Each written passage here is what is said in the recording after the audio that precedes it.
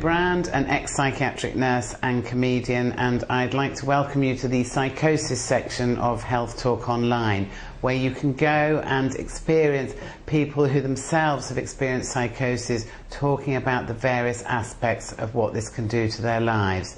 Now, as an ex-psychiatric nurse, I realise there's a huge amount of ignorance and fear in society about what psychosis is. And very simply put, it's any aspect of an illness which involves losing touch with reality.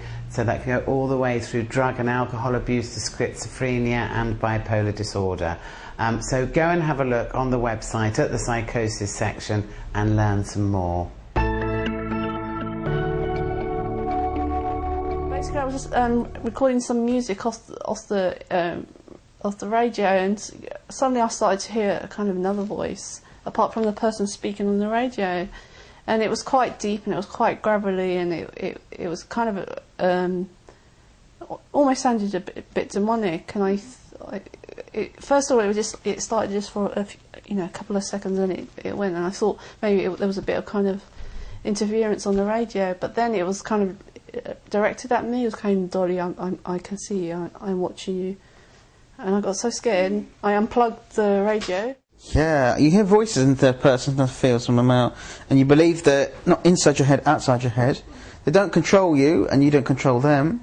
They don't tell you to do things. They give you orders. They're there constantly. When I'm sitting here with you, I'm distracted, but as soon as you leave, I will hear them, or on the bus, I will hear them. And it's generally like just a form of a commentary. Sometimes it's positive, sometimes it's negative, sometimes it's pejorative, sometimes not so. And yeah, pretty much constantly, really.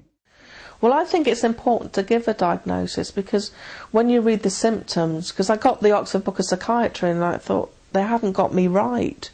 You know, they diagnosed me with schizophrenia and didn't take into consideration my mood. So I'm schizoaffective, definitely, in between the two.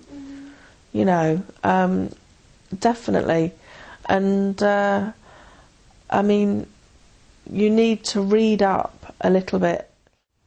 So I've got little mechanisms, little things that I've invented for myself within my imagination to try and deal with them, and that, like a sanctuary. And the one I use is a cloud, and I call it Cloud 9. And I can get to Cloud 9, but hardly anybody else can. And it's it's a nice white fluffy cloud, and you just rest yourself there for a while if things become a little bit too much. I think recovery is a very unfortunate word. I wish they'd chosen a different word, because it causes such offence to people who don't believe that they will ever, if you like, get better again, and there's this misinterpretation about what recovery means. I think what is inspiring is saying that we all have our own journey to make and our own interpretation to make about what illness is. I think that's really, really good. The consultant that gave me the diagnosis, I can remember his words as clearly as anything. He said, "Mr. Bullymore, you are a chronic schizophrenic. You will never, ever work again. Go away and enjoy your life."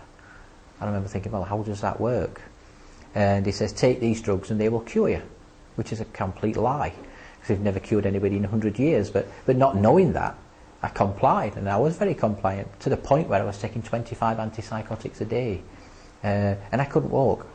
My arms were rigid in front of me, I was a shuffle feet. I wouldn't dare try and shave, because I would have cut my head off with a razor. But that's what people thought schizophrenia was. I personally don't believe in schizophrenia now, but Pete's a schizophrenic, that's how they look. But it wasn't, it was the drugs. To people who have just received a diagnosis of schizophrenia, I would say accept the diagnosis, research the symptoms,